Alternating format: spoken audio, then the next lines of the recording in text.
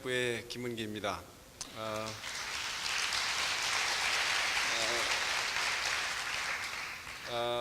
아시겠지만 이제 고려대에 입학하시게 되면 영어 강의를 5개 이상 들어야 하기 때문에 오늘의 영어 강의를 통해서 Taste C 맛보기를 좀 설렁했나요? 맛보기를 이제 직역하다 보니까 아시겠죠? Taste C 맛보기로 오늘 이렇게 영어 강의를 하게 됐습니다. 그래서 혹시 영어가 좀 아직 좀 서투르시더라도 이런 게 영어 강의구나라고 좀 이렇게 경험한다는 차원에서 열린 마음으로 들어주시면 감사하겠습니다. 영어에서도 갑자기 한국말 하다가 영어 하려니까 또 좀 서먹서먹한 게 있는데요. My talk today is entitled What is globalization? Critical reflections on its components, meanings, and impacts. So as you can see in the next slide, this is the outline of my lecture today. I'll probably not have enough time to cover all these things I have prepared, but we'll try to cover as much as we can. I wanted to start off with a joke about globalization. So I searched the internet, and the only thing I found was this. I don't know if it's good, but the question is, what is the definition of globalization? The answer, the death of Princess Diana. So how come? An English princess with an Egyptian boyfriend crashes in a French tunnel. They were in a German car with a Dutch engine, driven by a Belgian driver who was drunk on Scottish whiskey, and the car was followed closely by Italian paparazzi on Japanese motorcycles. And at the scene of the accident, they were treated by an American doctor using Brazilian medicines. I don't know if the latter is true, but that's what I have. And if you were to read this on the internet, you were probably using a computer that had Bill Gates technology, using Taiwanese-made chips and Korean-made monitors, assembled by Bangladesh workers in a Singapore plant. So that's, anyway, that is supposed to be a joke, but actually it's not that funny, right? All right, so let's get right down to the lecture. And this is one of the pictures I found on the internet, and of many aspects of globalization. This picture highlights how you can buy anything, all of these global brands, anywhere in the world, no matter where you live. So that's one aspect of globalization that I won't probably cover that particular aspect, but that'll be one most directly experienced forms of globalization for most of us. So, introduction. Sort of talk of globalization is ever present. It is being talked about by academics, journalists, advertisers, politicians, economists, right? And every day we talk about, global warming, global markets, global finance, global whatever, right? And youth today, G generation, I think that doesn't really mean like global generation, but I just put it there nonetheless. We could also call it grumpy generation, right? I think the current generation is or comprises of a lot of young people who are discontent. I mean, that's, reality, right? Question, when did the term globalization come into usage? Sorry, I don't have time to take in responses. Although the term globalization was not coined until the second half of the 20th century, it has a longer history. In the English language, the noun globe, the globe that you see on the table at many houses, right? Globe, dates from the 15th century and began to denote a round representation of the earth. The adjective global entered circulation in the late 17th century and began to designate planetary scale in the late 19th century, in addition to its earlier meaning of spherical. The word globalization as a process first surfaced in the English language in 1959. This is an exact date, and entered a dictionary 2 years later. At least in the English-speaking world, a word gets a formal recognition when it enters or when it is added to the English dictionary. And that's what happened to the term globalization in 1961. Okay? And the vocabulary of globalization has spread to other languages since then. And of course, we're familiar with the one in Korean, right? 세계화. Excuse my pronunciation. And other, this term in other languages, I won't venture in trying to pronounce, but you get the idea, right? And the question is, when a new vocabulary gains such wide currency across continents, languages, and walks of life, can it just be explained as a fad?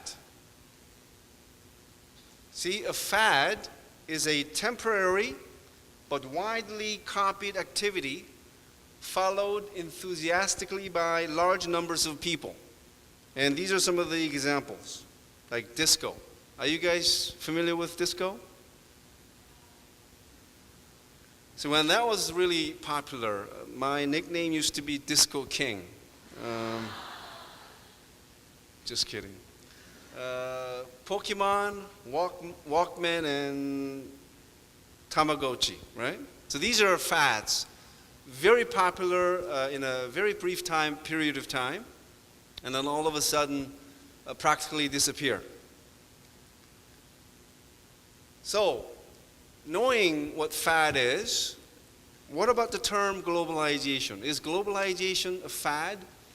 I think this question would not have made sense prior to 2008. But because of the global financial crisis that broke out in 2008, a lot of people are now questioning whether globalization is the most viable way of sort of living or handling or experiencing the world. We're not going to get to whether or the merits and demerits of globalization. But anyway, going back to this question, does the term highlight a significant change in the world? Well, the answer is that the current proliferation of all these talks about globalization is unlikely to be accidental. The popularity of the terminology reflects a widespread changes that have taken place across the globe, still transforming our lives in ways that we don't readily recognize. And there are many indicators of accelerated globalization in contemporary society. So take this first example, mobile phones. 0 in 1978, but now over 6 billion. I sort of find this very hard to believe. You know how the world population is 7 billion. According to this data, more than 80% of the world population is using mobile phone. But anyway, that's what data I have, or datum. And of course, Koreans, their use of smartphones, one of the highest in the world, I would say. So that's 10 million out of 50 million total population. And if you just think about the adult population, at least 40% of the adult population in Korea with a smartphone. Second indicator of globalization is the increase in social network services, including the Facebook and the Twitter. As of May 2012, there were more than 900 million Facebook users and 140 million Twitter users and 340 million tweets per day. Third indicator of accelerated globalization is the increase in the number of international air travelers from 25 million in 1950 to 983 million in 2011. And it is projected that the number of international air travelers will rapidly rise over the next few years and on, right? Sir. Fourth, number of internet users from 0 in 1985 to over 2.2 billion users as of December 2011, and that represents about 31% of the world population, and so on, right? So you see other indicators, right? The international trade, I mean, how do you read that? That's more than $27 trillion, okay? That's the total international trade in 2010. Daily foreign exchange, about $4 trillion as of 2010. The number of multinational corporations has increased noticeably, and also, that should be FDI. I just noticed it now. So global foreign direct investment rose from $66 billion in 1960 to $7,100 billion in 2002, and more than, wow, there's a little typo there, right? The figure for the 2002 is higher than for the 2010. So, which one is a mistake? I have to check the source. Sorry about that. All right, and number 9.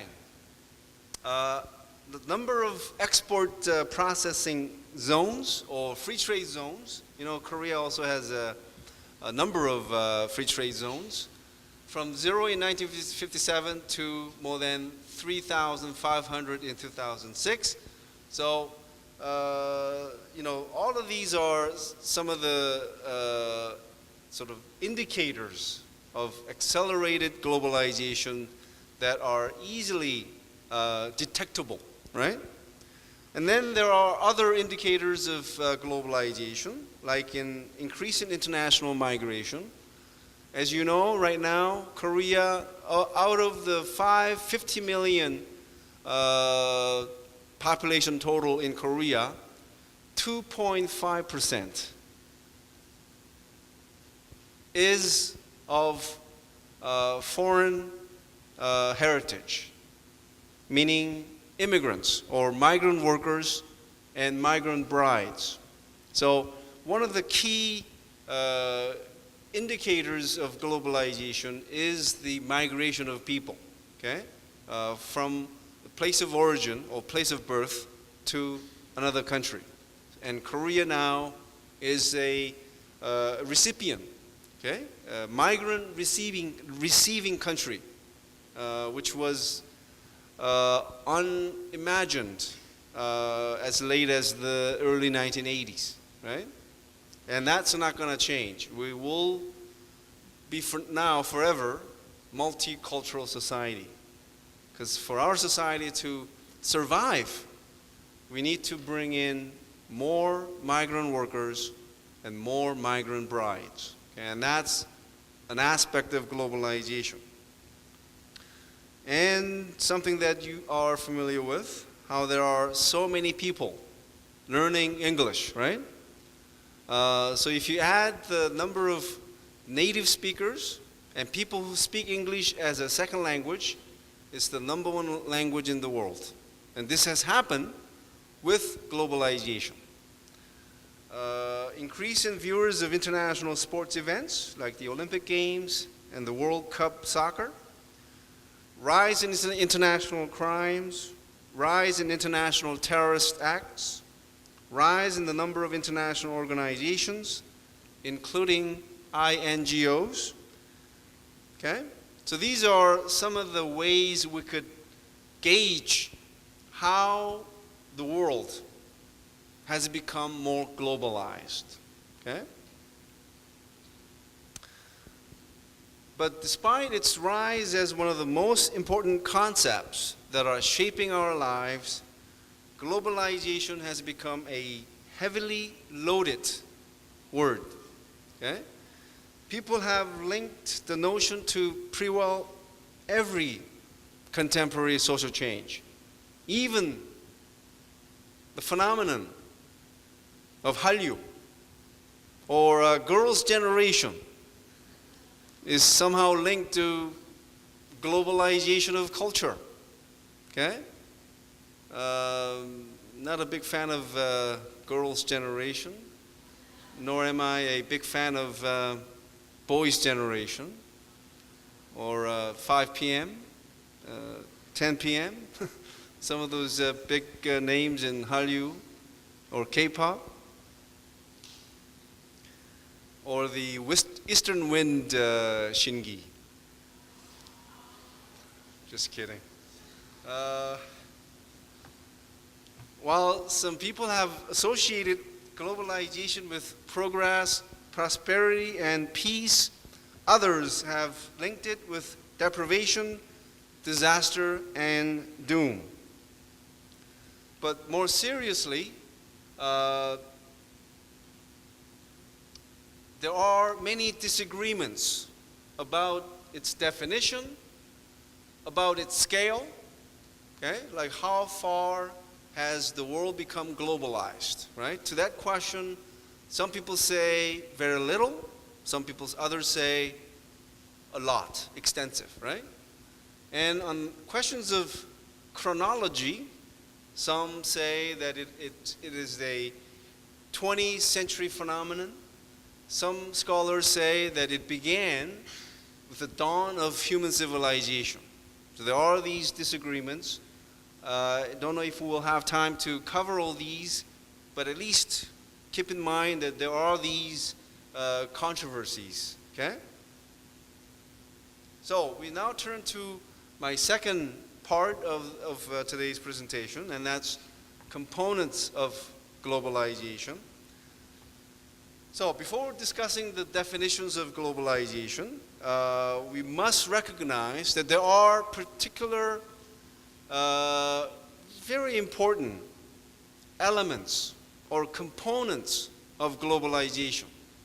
And that's what we turn to now. And there are 5 key components of globalization. First is the shrinking of distances among the countries and among the continents. So how was this achieved? It is the advent of the internet and advances in transportation technology. Okay? These technological breakthroughs have brought us closer together, physically speaking, and also in ways we could interact, right, simultaneously with people from anywhere in the world, right? So here is a sort of a pictorial image of what I'm trying to talk about. A shrinking world. Between 1500 to 1840, best average speed of horse-drawn coaches and sailing ships was 10 miles per hour. That's roughly 16 kilometers per hour.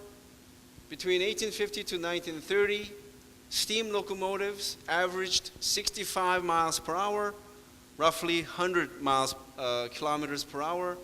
Steamships averaged 36 miles per hour, 50 km. And in the 1950s, propeller aircraft had an average speed of 300 to 400 miles per hour, roughly 450 to like 550 kilometers per hour.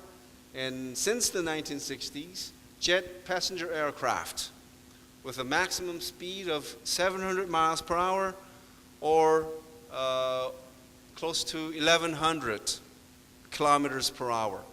So these technological sort of advances in transportation have brought people all over the world closer together, right? We can travel to Africa now.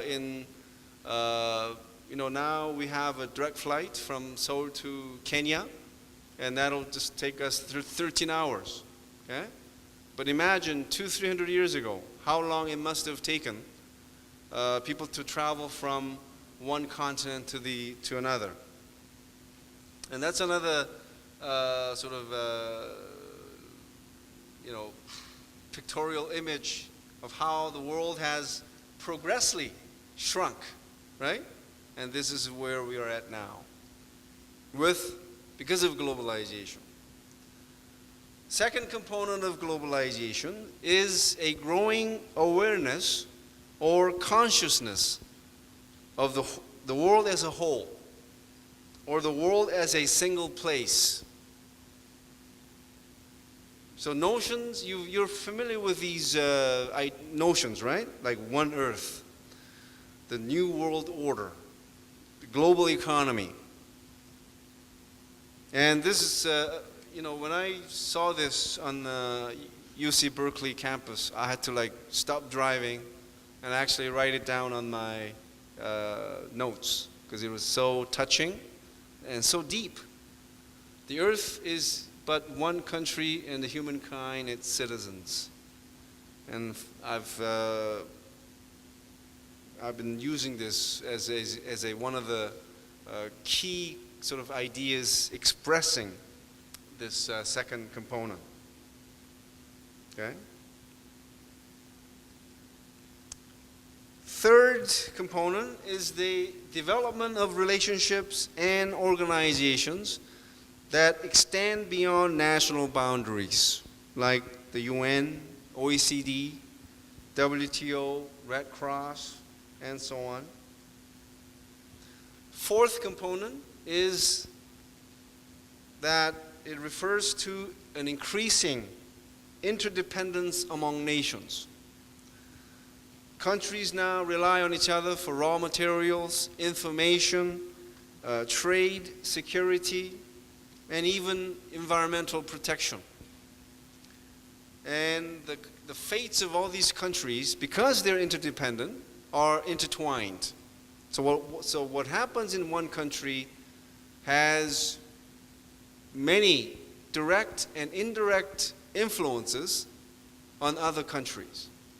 So for example, the current global financial crisis is a good example, right? It happened in the USA. It soon spread to Europe, and who knows where it will spread to next, right? That's why many countries in Asia are tightening their belts so that they are not affected as seriously as let's say some European countries. Fifth component of globalization is intensification of international exchanges and movements of products, services, ideas, and people. Okay? So these are 5 components. Components, as you know, are elements. These are features that sort of make globalization. You can't think about globalization without these 5 components. So if you want to, be able to say something about globalization, you got to know these 5 components, okay?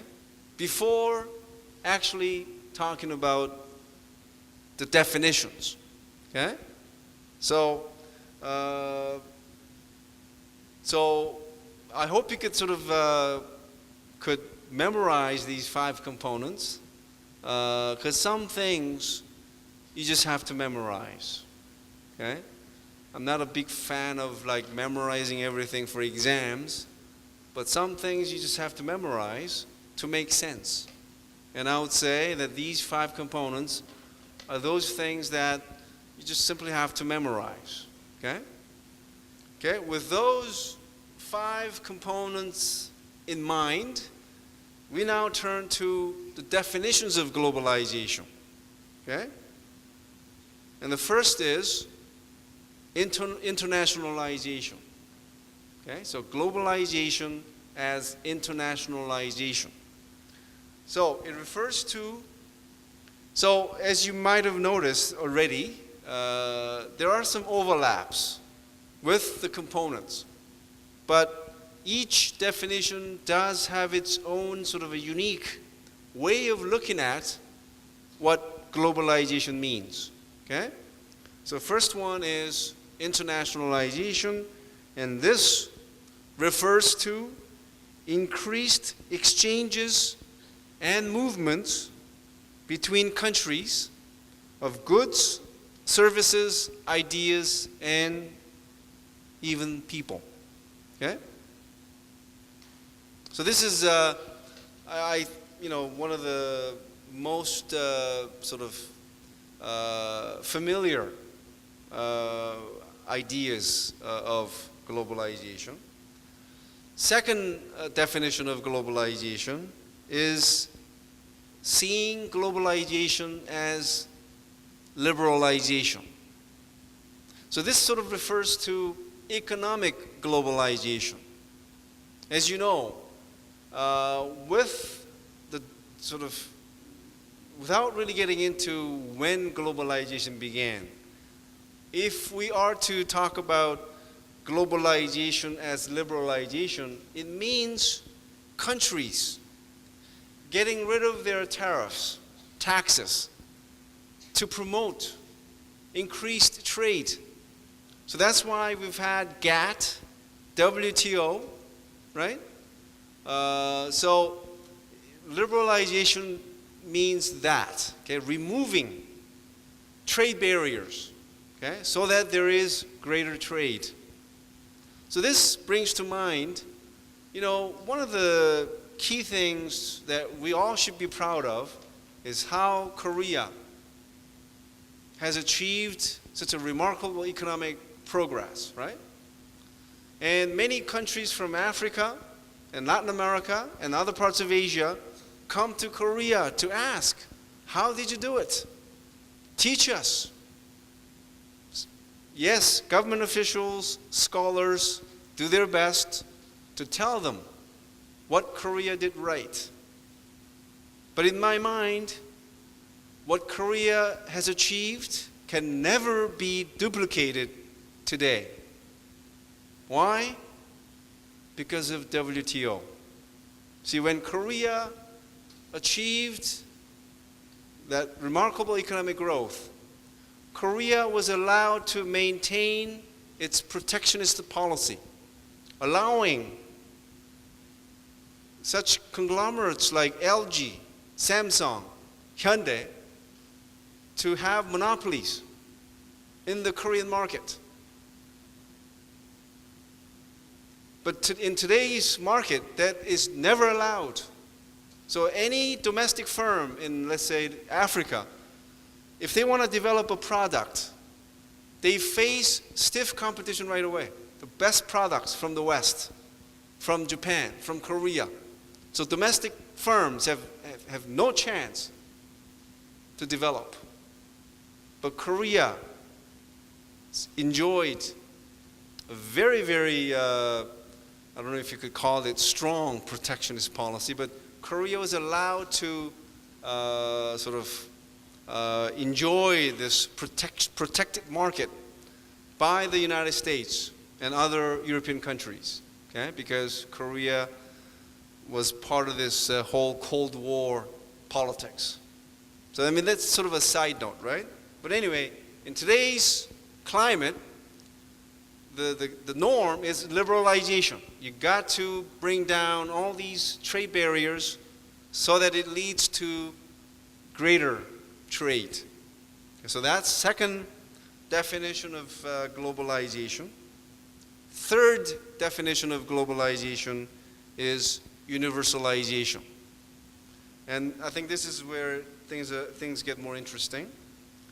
So, according to this view, globalization is the process of spreading various objects and experiences to people all over the world. And what are the examples we're talking about? Things like, things we really take for granted. Like the use of the Gregorian calendar,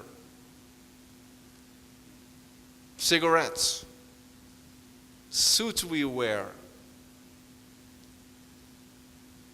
I mean, just think about your daily experience. Is there anything that is not Western other than rice, kimchi, and some of the Korean traditional dishes you eat? Like in this room, is there anything that is not universally enjoyed by people all over the world? Chairs, are they Korean or Western? Microphone, your glasses, watches. See, everything that is universally experienced is this aspect of globalization. So if every country or if every continent was isolated, it would have taken every country a long, long time to develop any one of these things we use. But because things are now exchanged, borrowed, okay? Because of globalization, things are now universally experienced. And this is what the third definition of globalization is trying to get at, right? And of course, you could include English, right, into this. And we all read Shakespeare, Harry Potter series, Hollywood movies, education system that we are so used to is also not Korean. It's something now universal.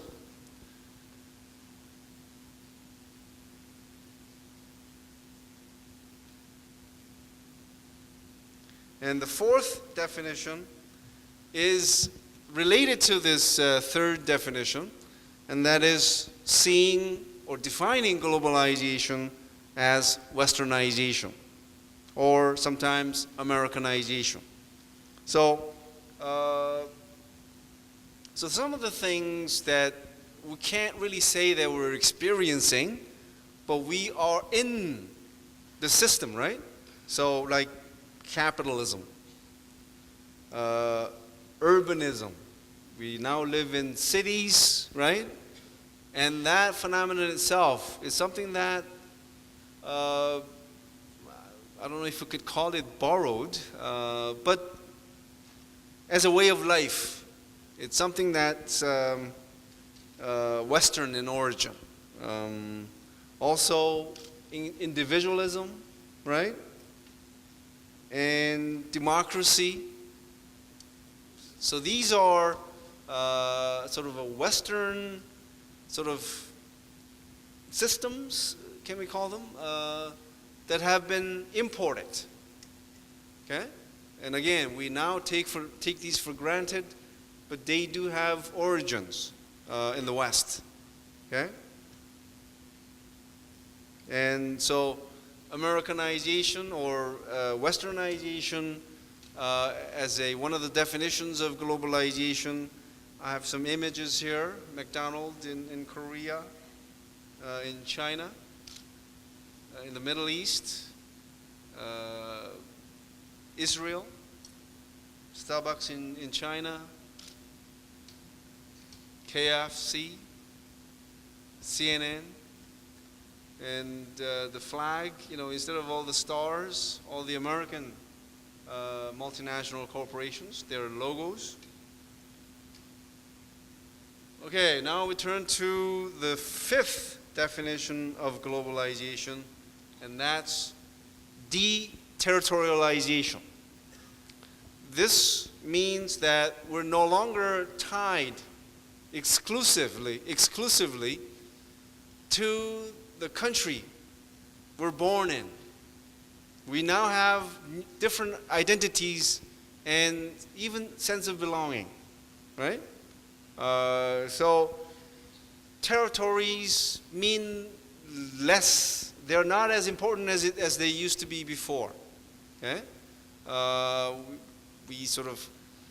There's this sort of a sense of cosmopolitanism, and also the sense that we all comprise this one humanity. Okay? So that's the fifth definition. And the things we need to know are the 5 components and 5 definitions. So again, there are some overlaps, but these are things I think we should sort of know to make sense of what's happening in today's world better. Not that, unless you know these, that you won't be able to make sense of this reality, but it'll help you in, again, making better sense of the world that we live in, and to better appreciate some of the changes that are taking place so that we don't get lost, right? Now, given the time we have, I probably will have just enough time to finish this, and that is chronology of globalization. The question is, when did this globalization begin? So we talked about all these components, definitions. So, when did all these begin? Or when did globalization begin? Okay? Did it begin, many, many centuries ago? Or did it begin, let's say, from the mid-20th century? Okay? So, and there are 4 approaches. First one is that globalization is entirely novel to present times. Okay? It's something that only this current generation, and maybe one generation before, has been truly experiencing. Okay? So, global relationships or globalization began only with the dawn of the jet airplane and the computer network, the internet. So that means that, globalization began roughly since the 1950s. So that's one idea. Second approach to this chronology of globalization argues that the start of globalization was the mid-19th century. Why? Because of all these things that happened. Okay? For example, the first World's Fair, like Expo, right? Establishment of the first foreign manufacturing subsidiary, and so on, right? It's the first permanent transoceanic telegraph cable, invention of the traveler's check, first global sports event, the Athens Olympiad. So people who look at these events as fundamentally transforming the way people have done things, they point to the mid-19th century as the beginning of globalization. The third approach argues that globalization has even a longer history, that it began about 500 years ago. And why is that point being made? Because of the advent of the printing technology. You know, printing technology, we don't pay attention to, right? Because it's sort of taken for granted, right? But many historians argue that printing technology back 500 years ago was as important as the invention of writing 5,000 years ago and the development of human speech 40,000 years ago.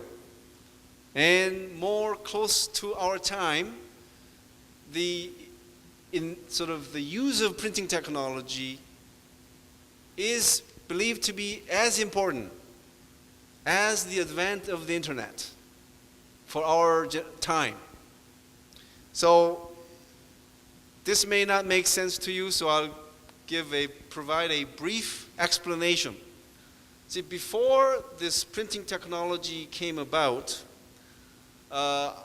books were made using engraved wooden plates. So let's say if you were to publish a short sort of a brochure, every letter had to be engraved on a wooden plate, and yes, that was used to publish books. But you see how once that was used, it had no other use. It had to be thrown away.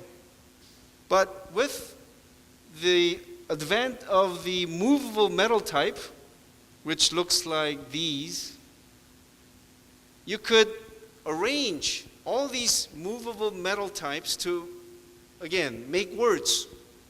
And once it was used, you can change them, rearrange these metal types to form different words, right? So this was, one of the biggest inventions that Koreans have achieved. This is one of them. Of course, now it is being challenged by the Chinese, who say that they were the ones who invented this movable metal type. Now, what this did was, using this printing technology, books became the first mass-produced commodity. So Martin Luther King, during his lifetime, he sold 100,000 copies of the New Testament. And why is that important? It spread all these ideas of Protestant Christianity. And what that did was, before the Protestant Reformation, if you're a historical buff, Catholicism was the supreme religion. It's sort of like if you didn't believe in Catholicism, you were considered heretic, and so it was a sort of a European religion. You had to believe in this religion, right? But with Protestant Reformation, it led to the weakening and ultimate breakdown of medieval Catholic control, resulting in religious pluralism and in greater freedom to experiment with new political, social, and economic forms. So again, it is argued that printing technology made this possible. Okay? That's why printing technology is considered as important as the internet for our generation. Why? Look at this next slide. Because of this Protestant ideas that were spread with the use of these mass-produced books, it led to new ideas, new explorations, new sort of a thinking, new possibilities. So some of these are, you may question, could this be really related to the advent of printing technology? But if you ask the other way, without the advent of printing technology, these might not have happened in Europe. Because again, before, books were used to spread Protestant ideas. Europe was under full control of Catholicism, which was very closed. Okay? It was not about exploration. It was not about adventure. It was not about pluralism. It was not about tolerance. It was not about thinking about new possibilities.